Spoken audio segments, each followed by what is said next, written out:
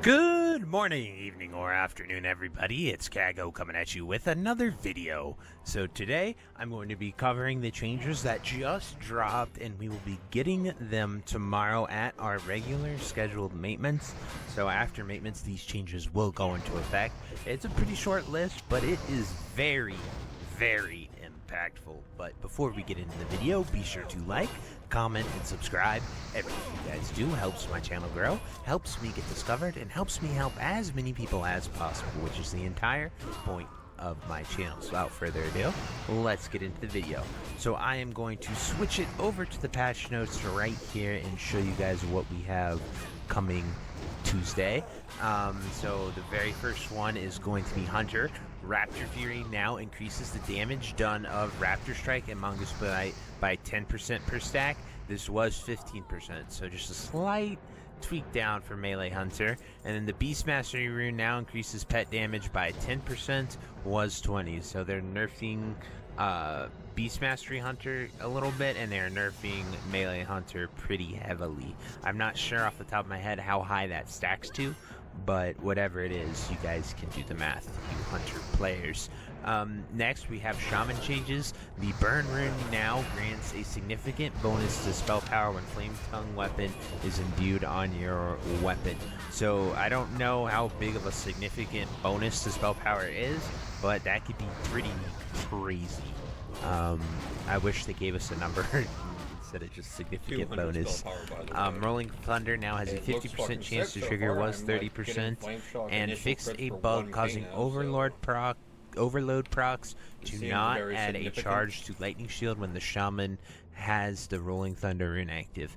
So it sounds like they're sort of fixed the bug, and then they made Rolling Thunder proc more, is kind of the changes for how that will work. This Burn Rune and Spell Power with Flametongue, you know, maybe Ellie Shaman will finally be a playable class.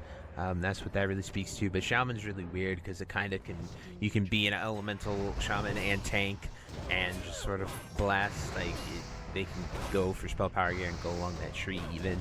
Shaman's in a really weird place with gearing and all that. And then finally, we have Warlock. Invocation now also applies to Unstable Affliction, and Invocation damage can now deal critical strikes if the Warlock also has the Pandemic rune active.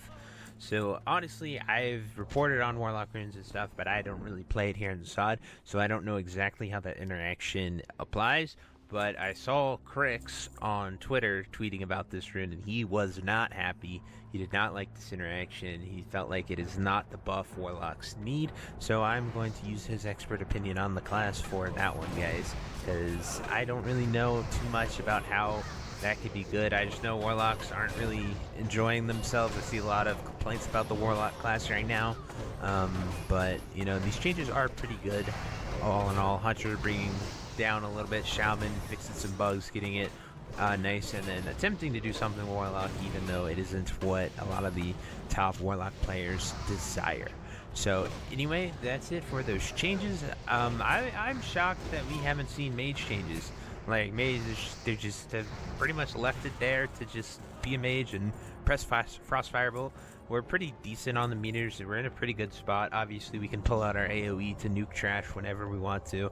I enjoy playing my mage just because it's fun to, you know, focus on the rotation, which is keeping Scorch up and pressing Frost Firebolt pretty much, rolling your Living Bomb. Not too difficult, so it allows me to, like, you know, read chat, engage with you guys while I'm raiding, so that's pretty fun. But it is a very simple thing. I like to see some more mage changes. Because I don't think they have touched them really in Phase 3. The only bug fix they did is they made our water become 20 again. So I'd like to see some mage tweaks, changes, maybe make mages a little better. I would like to also see Warrior. They really haven't done much with Warriors either. So I feel like Warriors and Mages, which I believe might be the two most popular classes still, they definitely were in original Classic. Everyone had a Warrior and a Mage that I knew, and just the numbers they are, and it's just kind of crazy to see them sort of just being left in the dust. But anyway, guys, I truly hope you enjoyed this video. If there's anything you'd like to add, comments, anything, drop it down below. I would love to read them and hear your thoughts on these changes. At the very least, you know, they're doing something, they're giving things to try, which is always good to see. But anyway, I hope you have a great day, and until next time, I'll see you later. Bye-bye. If you made it to the end of this video, thank you so much for watching. It truly means a lot to me. If you happen to find anyone that you know would also benefit from watching this video, please share it with them. It helps me out a ton and allows me to keep doing what I love every single day, and that is gaming and sort of helping people any way that I can. So finally, thank you so much, and I hope you have a fantastic day. Goodbye.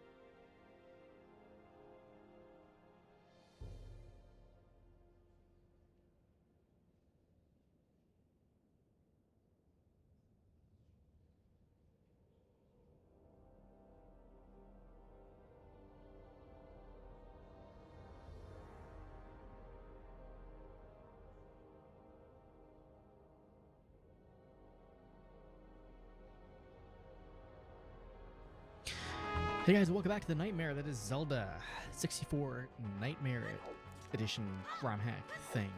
We have a whole new setup now. We got a nice little glow going on. We got my Gundam figure here. We got an extra controller just in case, you know, this one breaks. I got a nice orange, fiery orange controller going now, which is pretty sweet. Switching out to the green one, which I'm going to start keeping downstairs if you don't work on the 64. So pretty sweet. Like the orange, works good. We have the green one here just to back up in case the orange one stops working. So I got my whole new monitor right here on my right, so it's turned so it's long ways, which is nice. So I got a nice giant monitor on my right hand side and my main monitor in the middle, and everything's recording. I can see we're at like a minute so far. I can see good. This will be great for live streams because I can have a chat on the right hand side and read it all like without going blind. And yeah, so we got Silver Gauntlets, so we're gonna be becoming Adult Link again. Because we got Silver Gauntlets, we had to cheat our way through the Spirit Temple to get the Silver Gauntlets because the Spirit Temple was kind of borked, so it,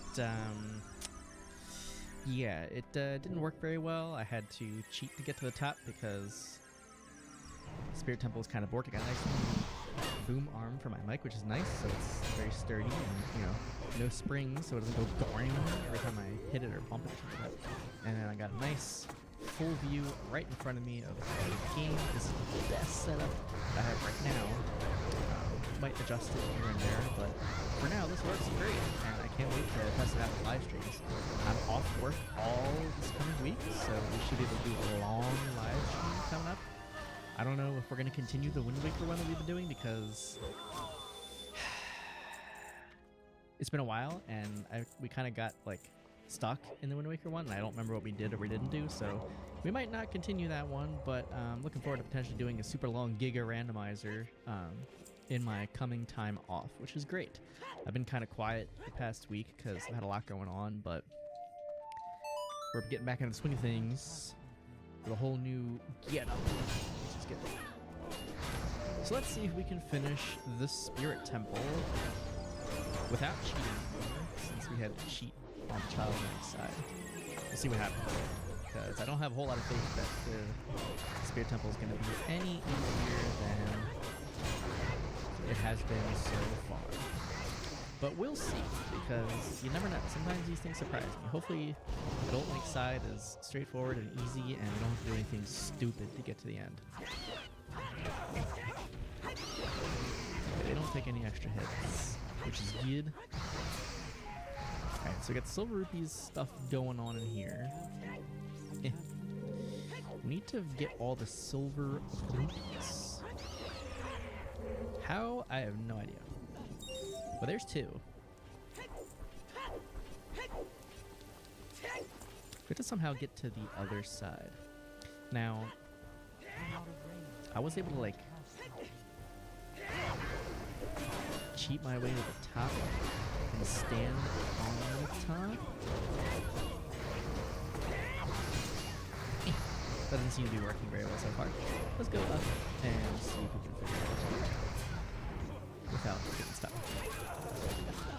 At least we can push the giant blocks, which is good. Because silver gauntlets is the top. We got the slow push and slow pull, which is bad. We make do with what we got. The camera's up there and pointing downwards this way, which is kind of similar to what I had set up before, so that's good.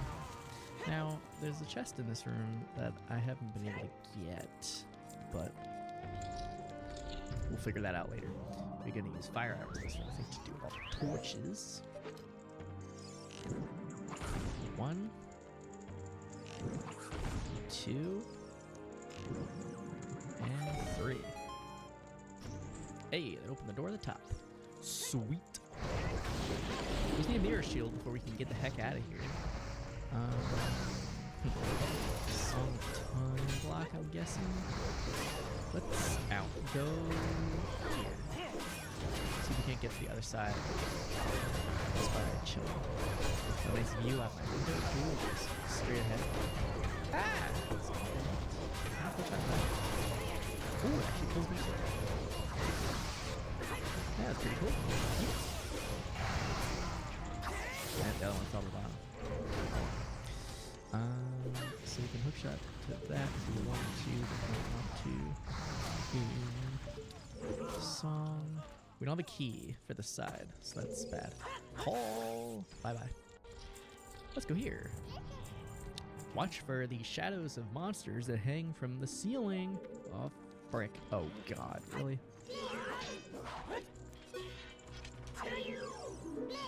I see. Let's go. Oh, God. I say I gotta get that. Oh, they're jumping at me. They're jumping at me.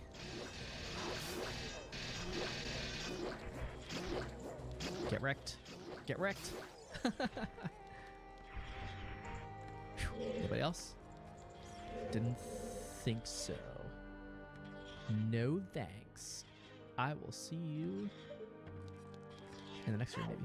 So what do we need to do here? Because I feel like that's a problem because I don't have a way to get the sunlight things, which is bad. So are we stuck in this room until we have the mirror shield potentially? Possibly? I don't know. Killing the Staphos didn't seem to do anything triggering this room. Let's get rid of the ISG. Well, this is bad. First room we come across and we can't do anything. That's bad. That's very bad. What? No. Will we have to cheat again? That's the question. Unknown. We need a key. Did we do this already? I have no idea. But we're gonna find out. Because it prompted me.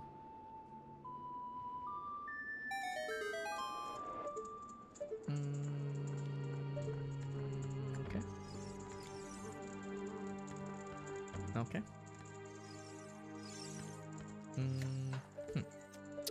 Well, that's bad.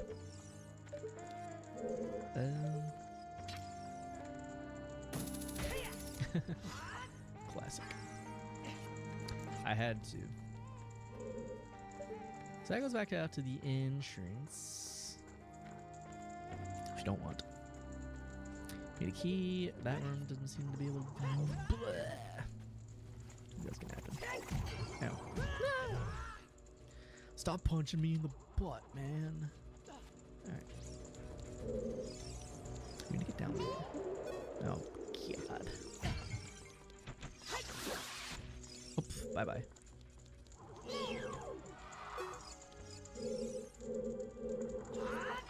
No. Okay. Oop. Oh. Just made it by the skin of my boots.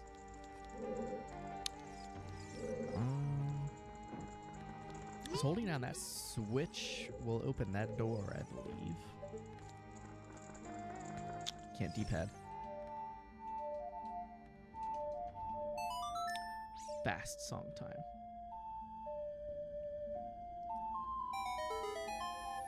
Do-do-do-do-do-do-do. Okay. Stop. Oh. Okay.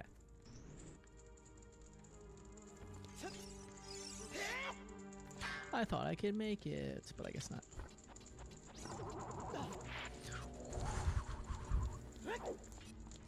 Okay. I feel like I'm gonna have to figure out the silver rupee room to progress at all. Don't do it. This is the sunlight block room, the switch, and hookshot target at the top. Which is not helpful. Because any further, it just gets to the iron knuckle room and there's no chests. So that's bad. I don't think we want to be in here. Of course, now not sure how I'm supposed to open that door. That just puts down the fire.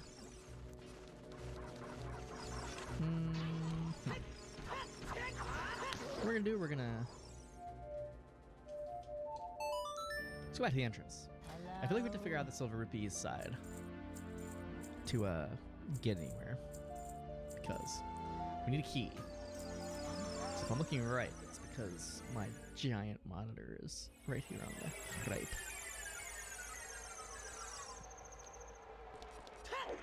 Okay. So we're at the Desert Colossus again.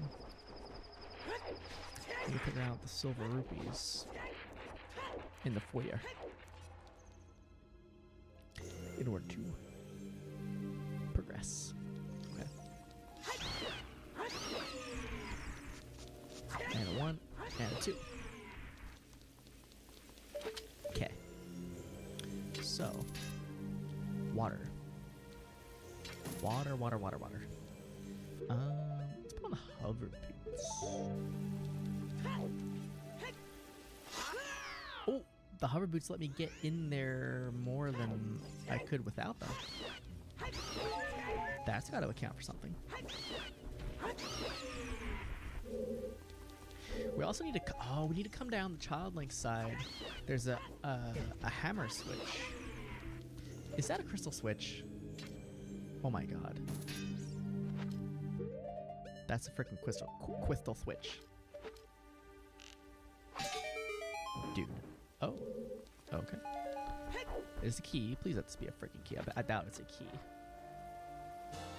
It's choose. You freaking. Yeah. There's 2 other chests in this room too. Is there another crystal switch somewhere that I can hit? Or are we just gonna have to, like...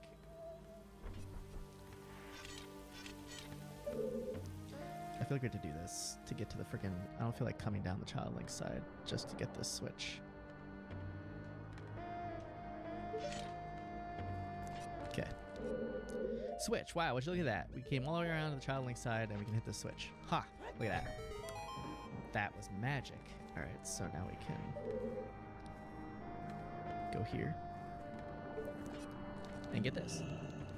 Piece of cake. And would you look at that? There's a small key. Would you look at that juiciness? Alright, so let's go up here. Oh, frick. Am I, did I? Hold on. Okay, there we go. And up. And then boom.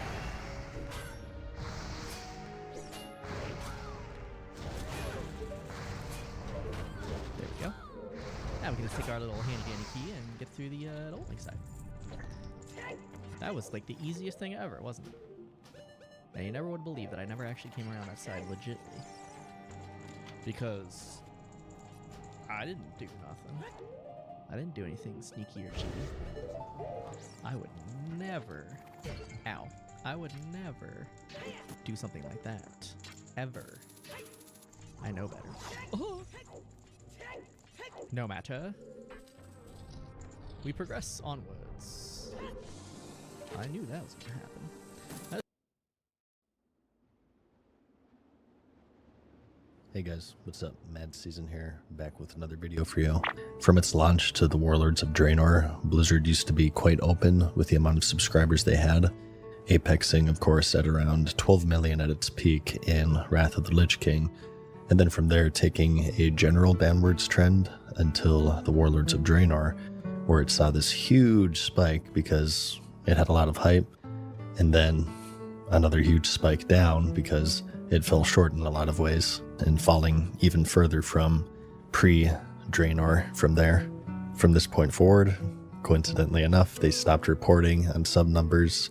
The reason being is that there are better ways to measure success. Cha-ching. And ever since then, the amount of people playing has been sort of speculated in various ways, such as counting raid logs and various crests and troughs of activity during these expansions. Well, speculate no more, because we now have an official subscriber chart here that's been made public by a group of developers who recently did a post-mortem on Shadowlands, and the results might surprise you, or they may not. I don't know. It seems like you guys liked our last little watch party, so I figured that we'd do that again here today. Bellular actually already covered this a couple of weeks ago, so let's see what we have in store here. Welcome back. Today we've got quite the report for you. I'm going to be presenting information that details World of Warcraft subscriber trends. This is real data from a Blizzard presentation that took place at GDC this year. In fact, it took place like a day or two ago. Now, in doing a story like this, talking about a thing that's kind of leaked out, it's got to be genuinely newsworthy, it's got to serve a public interest, and given that we are talking about World of Warcraft sub numbers, I think for the audience here, that is completely obvious. Now, this will be going public eventually. GDC talks always end up being available after the fact in the GDC vault, though often at a decent bit of a delay. Now, me saying this does make it all sound very serious, and in a way it is serious. We are dealing with hundreds of millions of dollars, but mostly, this is fascinating. This charts World of Warcraft's success, its downward trend. It even confirms its lowest point in modern history. Do you want to know when WoW was at its worst? So, the main reason why I wanted to watch this video is to see what effect Classic has had on the subchart. So, flashback all the way to Cataclysm. The vanilla private server scene has existed since, well, vanilla in one form or another, but with how much the game changed in Cataclysm, I would say that this is when they really started to pick up steam. Of course, climaxing with Nostalrius, which got so big that Blizzard sent cease and desist letters and investigators to people's homes. I personally had a private investigator hired to track me down by a legal firm that represents Blizzard.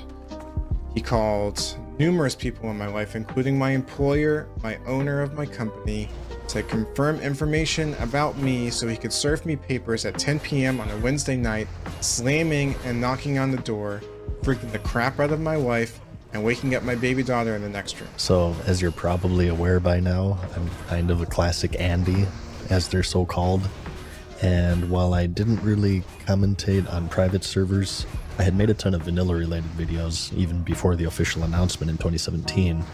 And, you know, despite all the interest in vanilla, there's always a lot of resistance to it from the community. And for years, many of us had to listen to these very tribalistic retail players writing paragraphs and paragraphs about, you know, how vanilla sucked, nobody actually wants it, rose-colored goggles, etc., etc. You remember the wall of no that people would post on the forums when anybody ever asked for vanilla servers? People were so invested and dedicated to prevent Classic from happening. Now, I don't know the reason why. Maybe they felt threatened, but as time has shown, although we haven't had any official numbers up until this point. There have been signs that Classic has actually breathed new life into WoW. The 2019 launch was absolutely massive, so I'm really curious to see the chart when Vanilla launched, so I can give all of these people who are falling on the sword that nobody wanted to play Vanilla another big fat I told you so, so let's see here. You're going to find that out today. And we even have an internal breakdown of why the Shadowlands expansion failed. And by the end of this analysis, you will have the most accurate possible subscription number that can be done right now, and a subscription number for right now. We will also know WoW sub numbers for its worst periods of health, and we'll be able to compare our workings out to Blizzard and Activision Blizzard's prior statements. I cannot wait to get into this, and if this kind of thing is tickling your brain and getting it whirring, I think you'll love today's sponsor. Boot.dev, their mission is to teach you back-end web development, which is an amazing skill, and in this case, using Python. I'm kind of new to this React format, so I don't really know the etiquette. I believe you're supposed to not skip ads, so I'm gonna let this play here. I figure if you guys want to skip them, you can do that yourselves, but as a sign of courtesy to Bellular and crew, I'm gonna actually let this run, so And go, and we'll of course be doing it the smart way by making it fun. Boot is an online self-paced platform 100% designed to get you writing tons of code, and not just any code, because by working through RPG game inspired problems, well, it's actually fun and it leverages things you already know. Boot itself has got quests, levels, XP, and achievements to keep it addicting, and you can even get 25% off your first purchase using my link and code. They have an incredible, very complete and in-depth learning path that also leverages the things that we like, with roleplay being woven through the courses, things like developing and deploying a Pokedex, learning object-oriented programming concepts by working through RPG combat examples. Basically, it's an approach that is leveraging the understanding you already have to help those concepts click and to keep it fun. And what's around the learning matters as well, be it their Discord community, their open communications with their monthly posts, the boot.dev beat, which keeps you in the loop with new content. As an example, they've this month shipped upgraded weekly streaks as a feature. There are community boss battles, so that's also cool. And yeah, there you'll see all the comings and goings of the platform. It's just a really awesome package, and you can check them out today at boot.dev/Bellular, where code Bellular gets you 25% off your first purchase, and that's backed by a no questions asked 30-day money-back guarantee, where they've got free demos of all of their courses. So, cheers Boot, and let's roll. First, we've got a graph of subscribers. This is something we've not got. So, boom, comma, baby. Wow. If you'll pardon the pun. Wow. So, first, let's just get this out of the way. I told you so, and so did many others. While, we don't have any actual numbers here, I think we can all understand line go up.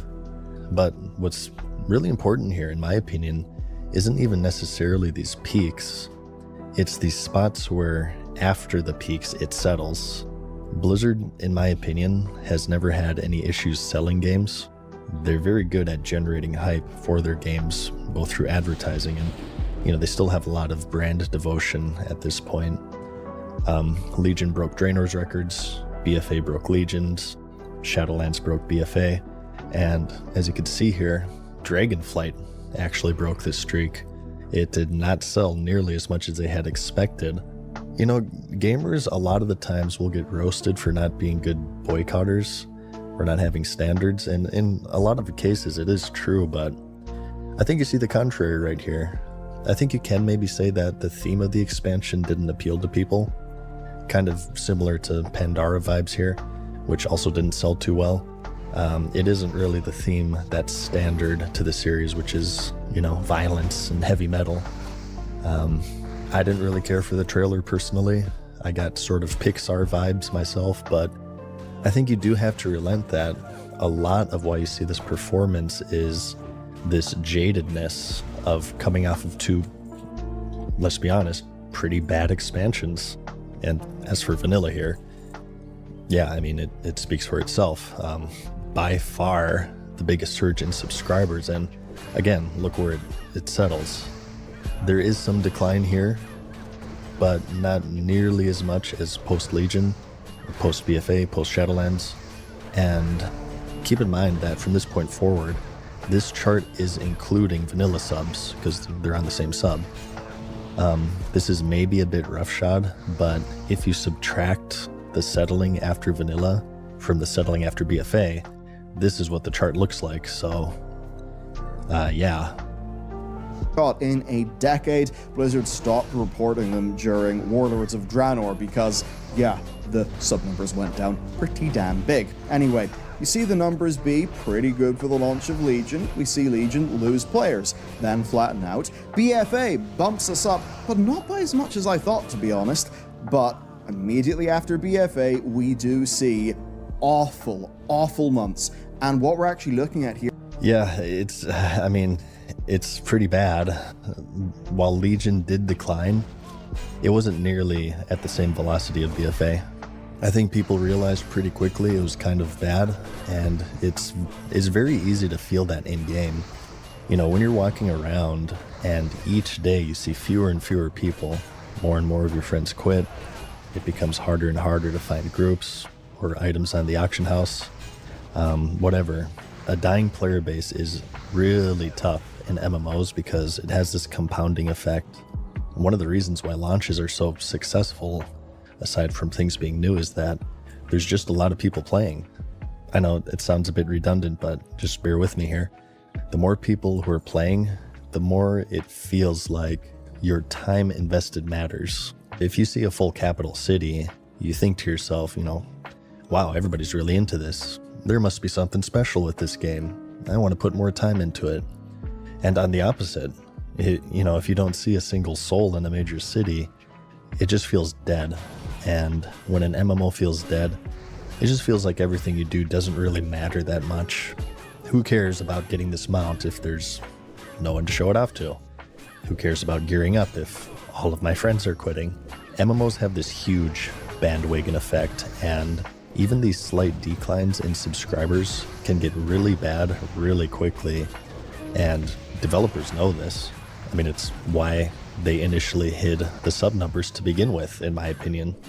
And it's also why, you know, when things started to really decline in Pandaria and the servers were emptying, you know, instead of shutting down these servers, they implemented this cross-realm zoning because, you know, a post saying, hey, we're shutting down 115 servers and giving out free transfers is way worse press than, you know, the more stealthily merging together by way of cross-realm zoning, which at this point I personally see as a necessary evil.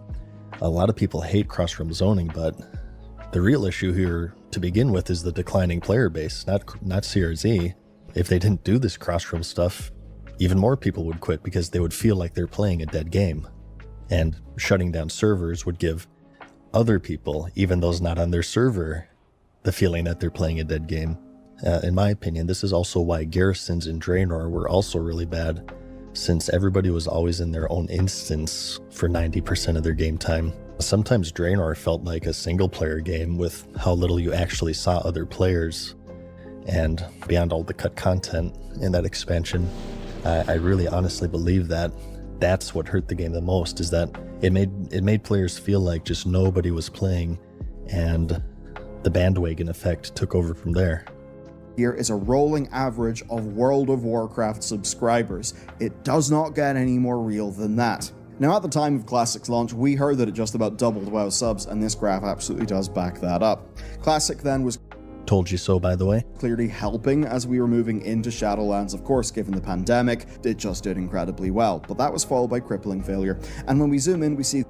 I might be wrong here, but wasn't Classic launch before the pandemic?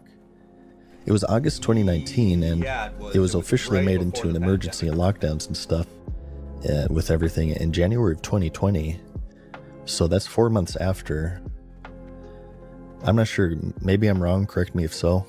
The unbroken line is the actual subs, the dashed line is the expected subs. You can see Shadowlands dropped like a rock, and unlike Legion and BFA, Classic existed during those initial quarters of Shadowlands. And looking at this, you may think the TBC and Wrath Classic didn't help much. Remember, TBC, Wrath Classic, and regular World of Warcraft all show the same subscription. So even if TBC was doing pretty decently, that could very much be cancelled out by the performance of Shadowlands. And of course, it's very much not. Yeah, true. I mean, Shadowlands was really not good. It's hard for me to say personally because I quit so early. Honestly, the biggest tell for me was when Nobble quit, funny enough. It's about time. It's about time to try out the Final Fantasy 14. So downloaded the game, started playing the game. You know, I don't know Nobble personally, but he definitely comes across as a really nice and patient guy. So when he throws his hands up and is like, all right, I'm sorry, but this is just too bad for me. I'm going to go play Final Fantasy. That was really telling for me. You know, I don't really dabble too much into the lore myself. I think I sort of commented that Sylvanas was like this Chris Chan level of Mary Sue and was labeled a sexist because of that, because obviously she's a really well-written character. I will never serve. But yeah, you know, a lot of the lore channels just sort of lost their collective minds during this time. And how many books are you gonna fucking get out of me? How much money am I gonna pay before I can finally explain the lore to the people that want to know about it to the degree that it's actually comprehensible? I will never serve. You can't really blame them. You know, a lot of people think that lore really isn't that big of a deal in the game, but I think that's one of the reasons why Wrath did so well, was that the lore at this point was pretty good. It is an MMO, but at its core, it's still an RPG. So many people, I feel, play this game for the story, so beyond all of the failed features of the Shadowlands expansion, the story, I think, was really a large part of this decline that you see here. Not only were they introducing boring new characters, they also, in a lot of ways, kind of ruined older characters that people loved, so that's a really demotivating thing. Not a surprise when we see this labeled as historically high churn. Yeah, we all knew that. The difference here is we're hearing it from Blizzard directly. Now, next, here's another slide for us to look at, and this one gets really interesting. This is a breakdown of why Shadowlands didn't work in their estimation. They say afterlife setting wasn't accessible, new antagonist wasn't developed, well-known story heroes were diminished. I mean, does that match how Shadowlands felt to you? Certainly does for me. And then yeah, especially for me, the lore heroes diminished part. And I think a lot of this came from just disrespecting death. And a lot of authors fall into this trap, I think. And here's exactly how it works. When you bring characters back from the dead too often, there's no more weight to death. Death is an incredibly powerful tool at your disposal as a writer. And when a major character dies and your reader doesn't think to themselves, you know, wow, I can't believe that happened. And they instead think, well, yeah, all right, he'll probably come back later with an emo haircut. That's when I think you're in real trouble, because the readers or the viewers, the player, whatever, they don't respect your world anymore. This break glass in case of emergency writing style was core to Shadowlands and other parts of the game. Even in vanilla, you had some of this. And in my opinion, it really shows a lack of confidence in your ability to come up with interesting new characters. But, I mean, when you're making characters like Madan or Thanos 2.0, it starts to make sense why you see such a reliance on bringing back characters. Yeah, it's unfortunate. Life setting wasn't accessible, new antagonist wasn't developed, well, it does for me, and this, remember, straight from the horse's mouth, is the closest that we will see to Blizzard just saying straight up, this whole thing was a mistake, we shouldn't have done it, we've ruined our iconic heroes, the villain sucked. As for gameplay, they say it lacked variety, borrowed power was wearing thin, systems were not evolving, and that I get, they were just iterating the same thing again and again and again. And when... Sorry if I'm pausing too much here, I'm new to this format, so please let me know if I am, but I definitely want to talk about this subject of borrowed power. If you don't know, these are expansion-specific features that you lose when you move into the next one. So, in the case for Shadowlands, the transition from BFA, you lost the Azurite Amulet, traits, corruption gear, so on.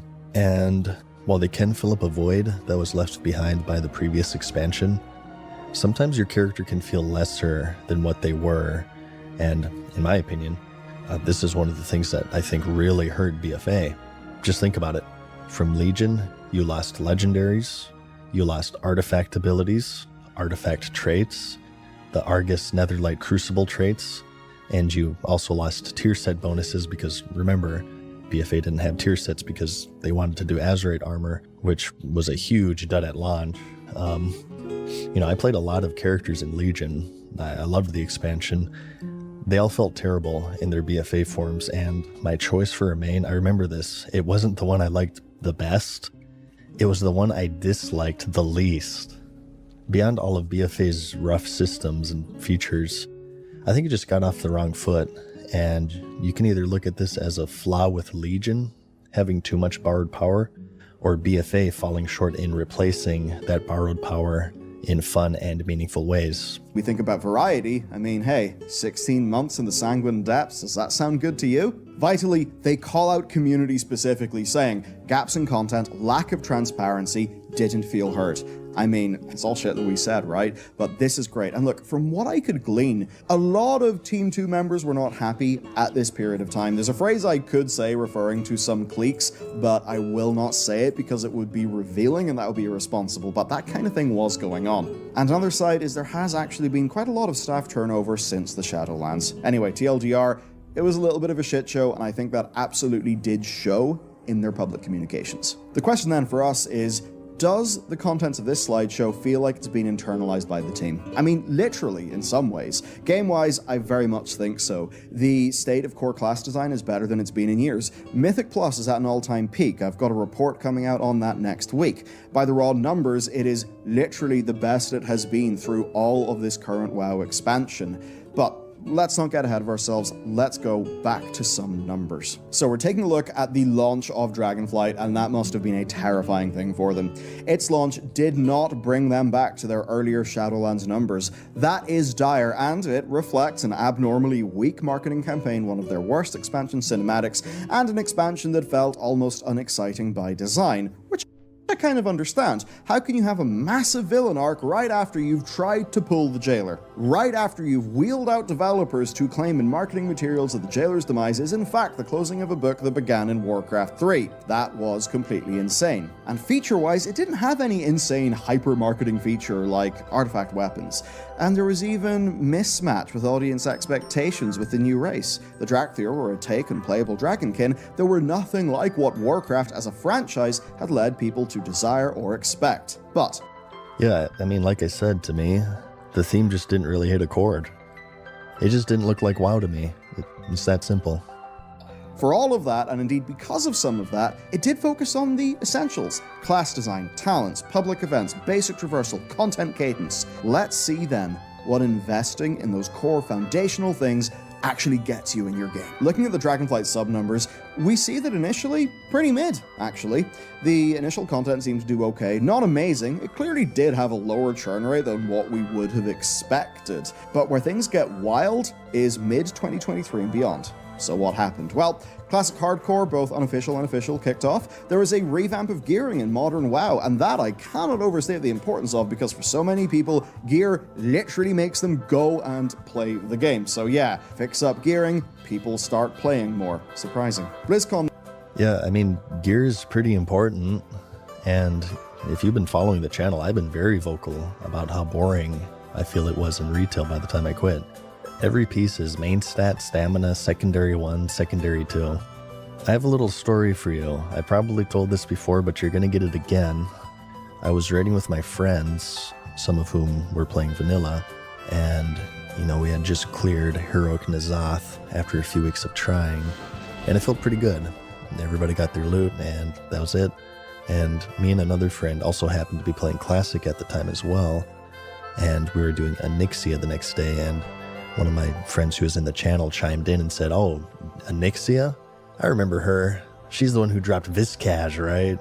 You know, that awesome one-hander with the damage proc. It was the recolored Dalren set." So keep in mind, This guy wasn't playing Classic. He never played any private server. His vanilla experience was 04 to 07. That was it. As it just so happened, he had gotten a dagger drop from the Zoth just moments ago, and as a test, I asked him, what was the name of the dagger you just got? And he could not answer me. Yet he remembers down to the proc this sword from... Mad Season Riley's made this, like, or told this exact story before in one of his other videos where he was like, but do you remember the name of the dagger or whatever for, like, a retail item? And, like, made the same comparison right here. I'm pretty sure I've heard this before. Unless I'm having, like, a thing where deja vu. But I'm pretty sure it's not. I've heard him say this in one of his videos before. A version of the game he played 15 years ago. And, you know, the reason for that is because the loot is boring. I'm sorry. It's all the same. Oh, I don't know about Dragonflight, but at least during BFA/Shadowlands, it wasn't memorable or interesting in any way, shape, or form. I understand that in today's culture, people just look at best in slot lists and they equip whatever it tells them, but, you know, that's no excuse to make the loot as boring as my voice. It just wasn't interesting. And items that you got from world quests where you killed 12 Murlocs were essentially the same as an item that you got from an old god at the end of the expansion. And when Titan Forging was in the game, it would be comparable, or even better sometimes. The big mistake they made here, I think, is that they looked at bad loot as bad itemization. Let me tell you something. You can't have good loot without bad loot. Bone Reaver's Edge is amazing, because in the same raid, you can get Thunder Strike. Reducing every single item in the game to the same attack speed, which happened in Cataclysm. Remember, they normalized attack speeds. And just giving them this, you know, main stat, stamina, secondary 1, secondary 2 is really bad because the loot lies at the core of the MMO. It is a very large reason why people play the game to begin with. It's for the loot, so it has to be cool, fun, interesting, memorable, and it just wasn't for a very long time. Again, I can't really say what it's like in Dragonflight. I don't know, maybe they improved it. Maybe you guys can enlighten me on that one, but if they haven't seen the light yet, I hope they do, because I think it's a big turnoff for a lot of people. Man was huge. It got the vibes right, and instead of a woohoo happy trailer, we got something with meat, with emotional depth, with compelling vocal performances, amazing animation, industry leading, and of course Season of Discovery, which was launched quite shortly after. You would be forgiven for assuming that this spike is all Season of Discovery, but some numbers suggest that's not all the case. As an example, yeah, I would think it's both. SoD has been pretty popular from what I can tell. It's no 2019 classic, but like I said earlier, you can sort of feel the player base, and I think it's doing fairly well, even in Phase 3, which launched not too long ago. We've just published our report of Mythic Plus activity to our members and our analysis of Night Stalker's numbers. That'll be up on the channel next week. The core thing, though, is that Season 3 of Dragonflight, in terms of the number of runs done, is demolishing Season 1 and demolishing Season 2. And when we looked into raid statistics, we've been seeing retention numbers that are essentially unparalleled in recent history. Pretty interesting. This slide then draws us a few points of comparison. Right now, World of Warcraft has as many subs as it did partway through the classic spike back in the days of BFA. It's just shy of Shadowlands' flash in the pan, and it actually looks as strong as Legion. Does it feel like that, though? Does the community feel like that? The answer is no. And there are many reasons, but a big one is fragmentation.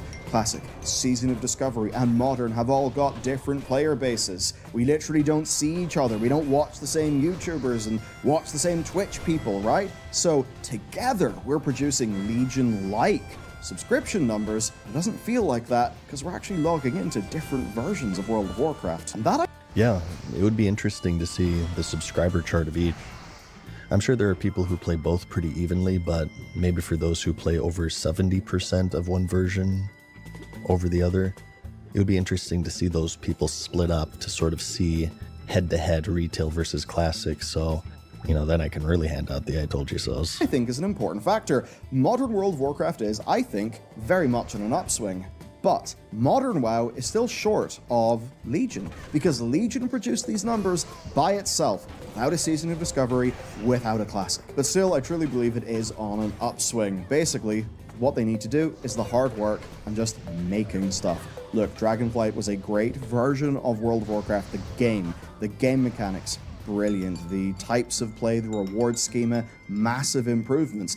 But it was not a great representation of what Warcraft, the franchise, Warcraft the emotion is, Warcraft the world, the setting. It's no wonder that they are leaning into more core Warcraft things with The War Within, and why they are setting both Midnight and The Last Titan in fan-favorite continents. So clearly, modern WoW, as a subset of World of Warcraft, has a long way to go, but I think is absolutely on the upswing.